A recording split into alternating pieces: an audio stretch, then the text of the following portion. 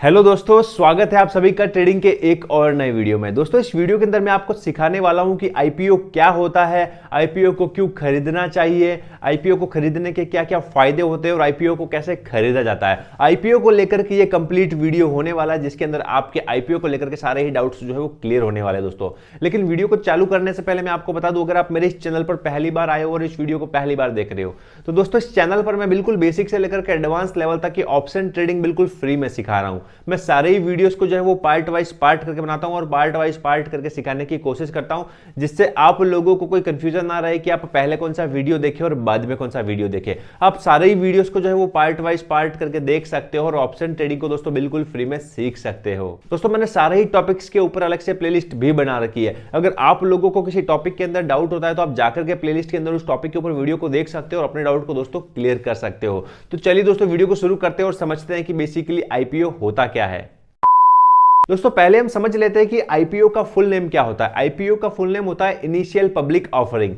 मतलब कोई भी कंपनी जब मार्केट में अपनी कंपनी को लेकर के आती है, कोई भी कंपनी जब प्राइवेट लिमिटेड होती है, उसे फंड की रिक्वायरमेंट होती है। सपोज मैं मान लेता हूं एक XYZ प्राइवेट लिमिटेड कंपनी है जिसका जो है वो इनिशियल इन्वेस्टमेंट उसका 100 करोड़ रुपए का था और आज मार्केट में कंपनी का वैल्यू 500 करोड़ हो चुका है। लेकिन कंपनी को अब अपने ब्रांचेस फॉरेन में करनी है, अब कंपनी को अपने लेवल को इंटरनेशनल लेवल पे लेके जाना है, जिसके लिए कंपनी को कम से कम 50 करोड़ रुपए की जरूरत है। अब 50 करोड़ रुपए के लिए कंपनी क्या कर सकती है, बैंक के पास जाएगी और लोन ले लेगी। लेकिन बैंक के पास जाकर के जब वो लोन लेगी तो उसको वहां पर ब्याज देना पड़ेगा। तो ऐसे में कंपनी क्या करती है, कंपनी अपने आईपीओ लेकर के आती है। अपनी कंपनी जो है वो शेयर मार्केट में सेबी में जो लिस्टेड कराती है, बीएससी एनएससी में लिस्टेड कराती है। उसके बाद क्या होता है, उस कंपनी के आईपीओ निकाले जाते हैं। कोई भी कंपनी शेयर मार्केट के अंदर जब अपने पहली बार शेयर्स को लेकर के आती है तो उसे ही हम जो आईपीओ कहते हैं, इनिशियल पब्लिक ऑफर। जब आईपीओ निकाले जाते हैं, जब किसी भी कंपनी के आईपीओ निकाले जाते हैं, जब वो शेयर मार्केट में रजिस्टर हो जाती है और लोग उसके शेयर्स को खरीद लेते हैं, तब वो कंपनी प्राइवेट लिमिटेड नहीं रहती है, फिर वो एक पब्लिक लिमिटेड कंपनी बन जाती है, क्योंकि उसका अधिकार कुछ जो है वो पब्लिक के हाथों में भी आ जाता है। दोस्तों, आईपीओ को खरीदने के क्या क्या फायदे होते हैं, देखिए दोस्तों, आप किसी भी कंपनी के शेयर्स को जब खरीदते हैं तो स्टार्टिंग में जो उसकी रेट होती है उसी के अंदर आपको वो शेयर्स मिलते हैं। मतलब आज जैसे एमआरएफ कंपनी के शेयर्स का भाव 1 लाख रुपए है, लेकिन सोचिए जब वो निकला था पहली बार, जब उसका लॉट जो है वो 15,000, 10,000, 5,000 का रहा होगा, अगर आपने उस समय में उसको खरीद लिया होता तो आज आपके पास में कितनी कैपिटल होती। तो बस यही पावर होती है कि आईपीओ के अंदर पहली बार आपको शेयर्स मिलते हैं तो वो बहुत ही कम रेट में मिलते हैं। दोस्तों, पहला फायदा तो ये होता है कि आप पहले ही उस कंपनी के शेयर होल्डर बन जाते हो, आप बहुत कम रेट में उसके शेयर्स को खरीद लेते हो। और दूसरा फायदा ये होता है कि कई कंपनियां ऐसी होती है जो आईपीओ निकलने के हफ्ते और 10 दिन में पैसा डबल कर देती है।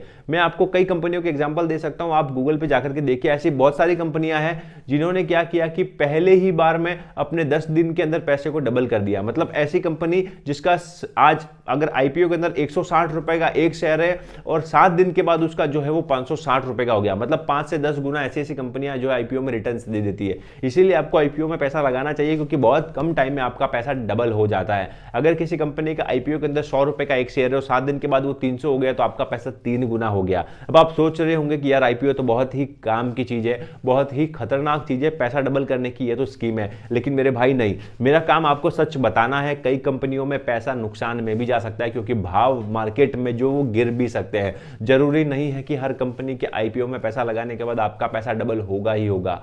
कई जगहों पे आपका पैसा है वो गिर भी सकता है, क्योंकि शेयर्स है भाई मेरे भाई, मार्केट किसी के कंट्रोल में नहीं है।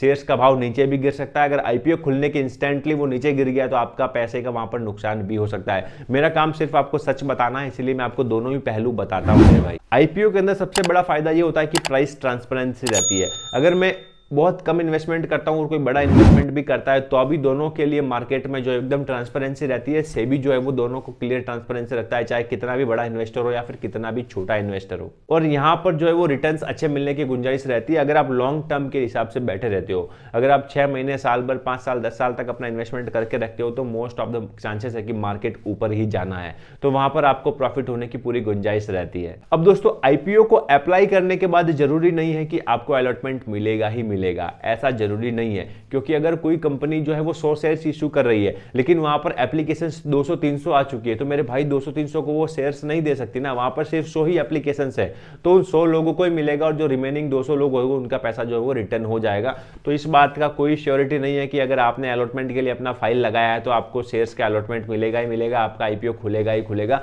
इस बात का कोई जरूरी फिक्स गारंटी नहीं है। और ये बात भी जरूरी नहीं है कि आपने जो जितना आईपीओ के लिए फाइल किया, अगर आपने 100 आईपीओ के लिए, आपने 10 आईपीओ के लिए फाइल किया तो आपको 10 के 10 ही मिलेंगे, हो सकता है आपको 4 ही मिले, हो सकता है आपको 5 ही मिले। तो ये बात भी जरूरी नहीं है, फिक्स नहीं है कि आपके जितने एप्लीकेशंस लगाए हैं उन सभी के अंदर पैसा आपका मिले, आपको आईपीओ खुले। और आईपीओ के अंदर दोस्तों मिनिमम लॉट साइज होता है कि आप को कितने लॉट साइज में परचेज करना है, आपको उस कंपनी के हिसाब से, उसकी पॉलिसी के हिसाब से उसी लॉट के अंदर परचेज करना होगा। वहां पर आप अपने खुद के हिसाब से शेयर्स के रेट या फिर शेयर्स की क्वांटिटी को डिसाइड नहीं कर सकते। आईपीओ के अंदर उसका एक फिक्स लॉट होता है कि वो 15,000 का लॉट है, 20,000 का लॉट है या फिर कितने का लॉट है, वो डिपेंड करता है उस कंपनी के आईपीओ के रेट के ऊपर। आई होप दोस्तों आपको समझ में आया होगा कि आईपीओ क्या होता है, आईपीओ को अप्लाई करना क्यों जरूरी होता है, आईपीओ के क्या क्या फायदे और नुकसान होते हैं। अब चलिए दोस्तों हम एंजल वन के अंदर और ज़ीरोधा के अंदर समझते हैं कि आईपीओ को कैसे जो है वो अप्लाई किया जाता है।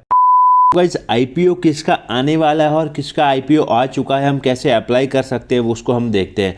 तो अभी आप लोग देख सकते हो मैं अपने एंजल वन के एप्लीकेशन के अंदर आ चुका हूँ। एंजल वन के एप्लीकेशन के अंदर आने के बाद डायरेक्टली मुझे यहाँ ऊपर सर्च का ऑप्शन दिख रहा है, तो मैं जाकर के वहाँ पे सर्च ऑप्शन पे आप क्लिक कर सकते हो और यहाँ पे लिख सकते हो आईपीओ। ठीक है, आप जैसे ही आईपीओ लिखोगे तो आपके सामने आईपीओ, इस पर ऊपर आप क्लिक करोगे तो आपको यहाँ पे दिखा के देगा अपकमिंग आईपीओस, मतलब कि अपकमिंग आईपीओस जो है वो कौन कौन से आने वाले। यहाँ पे अपकमिंग आईपीओस दिखा रहा है। अगर आपने किसी आईपीओ के लिए अप्लाई किया है तो आपको आईपीओ ऑर्डर्स के अंदर दिख जाएगा कि आपने कौन सी आईपीओ के लिए अप्लाई करके रखा है दोस्तों। तो आप ऐसे एकदम इजीली जो है वो पता कर सकते हो कि कौन कौन से आईपीओ आने वाले हैं। अब देखिए यहाँ पे अपकमिंग आईपीओ में ये सारे ही आईपीओ आने वाले हैं, जिसके अंदर ओयो भी है, बोट भी है, ओला इलेक्ट्रिक मोबिलिटी लिमिटेड के हैं, मतलब काफ़ी आईपीओ जो आने वाले हैं और काफ़ी आईपीओ भी रनिंग में चल रहे हैं। और आईपीओ ऑर्डर्स के अंदर अगर आपने कोई आईपीओ भी अप्लाई कर रखा है करंट में तो आपको यहाँ पर आईपीओ ऑर्डर के अंदर दिखा देगा। तो गाइस अब आइए बात करते हैं ज़ीरोधा के अंदर कि ज़ीरोधा के अंदर आप लोग जो है वो कैसे आईपीओ के लिए अप्लाई कर सकते हो। तो ज़ीरोधा के अंदर आपको आईपीओ के लिए अप्लाई करने के लिए आपको सबसे पहले ज़ीरोधा में लॉगिन कर देना है और लॉगिन करने के बाद आपको यहाँ पर नीचे जो ये बिड वाला आइकन दिख रहा है, ठीक है, आपको इस बिड वाला आइकन के ऊपर क्लिक करना। आप जैसे इसके ऊपर क्लिक करोगे तो आपके सामने ये आईपीओ आ जाएगा। यहाँ पर भी आपको ऑन गोइंग आईपीओज यहाँ पे देखिए, आपको यहाँ पर दिख रहा होगा ऑन गोइंग, ठीक है गाइस। तो यहाँ पे ऑन गोइंग आईपीओज के अंदर जाओगे तो आपको दिख जाएगा कि कौन कौन से आईपीओज अभी ऑन गोइंग है। यहाँ पे देखिए जना स्मॉल बैंक्स, काफ़ी सारे आईपीओज जो है वो ऑन गोइंग है और काफ़ी आईपीओज जो अभी क्लोज हो चुके हैं, तो यहाँ पर आपको दिखा देगा। और अप्लाइड में आप जाएंगे, अगर आपने कोई करंट में आईपीओ के लिए अप्लाई किया है तो आप लोगों को यहाँ दिखने लग जाएगा कि आपने कौन से आईपीओ के लिए अप्लाई किया है, ठीक है गाइस। अभी ऑन गोइंग के अंदर हम देखते हैं जना स्मॉल फाइनेंस बैंक का, तो मैं इंडिविजुअल इन्वेस्टर्स के लिए अप्लाई करता हूँ। तो आप लोग देखिए यहाँ पर मुझे दिखा सकता है कि ये जो है वो 7 फरवरी को स्टार्ट हो चुका है और 9 तारीख को ये एंड हो जाएगा। और इसका जो अलॉटमेंट है वो 12 तारीख को होगा और 13 तारीख को अगर आपका आईपीओ नहीं खुला होगा तो आपको रिफंड इनिशिएट हो जाएगा। आपके डीमेट अकाउंट में जो शेयर्स होंगे इसके वो ट्रांसफ़र होंगे 13 तारीख को और 14 तारीख को जो है वो इसकी फाइनल लिस्टिंग हो जाएगी गाइस। तो आई होप दोस्तों आपको इस वीडियो में मजा आया होगा। वीडियो में मजा आया तो वीडियो को लाइक करना, चैनल पर पहली बार आए हो तो चैनल को सब्सक्राइब करना दोस्तों। और अगर सच में मजा आया तो कमेंट बॉक्स में कमेंट करके बताना कि मजा आ गया। अब बस इतना लिख देना कि मजा आ गया तो मैं समझ जाऊंगा मेरे सब्सक्राइबर भाइयों को, मेरे व्यूअर भाइयों को मजा आ रहा है। तो मैं और एनर्जी के साथ और मोटिवेशन के साथ नई नई वीडियोस बनाऊंगा और आप सभी को बिल्कुल फ्री में ऑप्शन ट्रेडिंग सिखाता रहूंगा दोस्तों। और दोस्तों आईपीओ को अप्लाई करने के लिए डीमेट अकाउंट का होना बहुत ही जरूरी होता है। अगर आप लोगों ने अभी तक अपना डीमेट अकाउंट नहीं खोला है तो मैंने डिस्क्रिप्शन के अंदर एंजल वन और ज़ीरोधा का लिंक दे दिया, आप वहां पर जाकर के दोस्तों अपना डीमेट अकाउंट खोल सकते हो। लेकिन डीमेट अकाउंट खोलने से पहले बहुत सारी चीजें ऐसी होती है जिसका आपको पता होना चाहिए। अगर आपको नहीं पता है कि डीमेट अकाउंट खोलने से पहले कौन कौन सी बातों का ध्यान रखना होता है तो इसके ऊपर मैंने एक डिटेल में वीडियो बना रखा है। आप इस वीडियो के ऊपर क्लिक करके कंप्लीटली जान सकते हो कि एक डीमेट अकाउंट खोलने से पहले आपको कौन कौन सी बातें पता होनी चाहिए दोस्तों। आज के लिए इतना ही, मिलेंगे एक और नए वीडियो के साथ, तब तक के लिए धन्यवाद दोस्तों।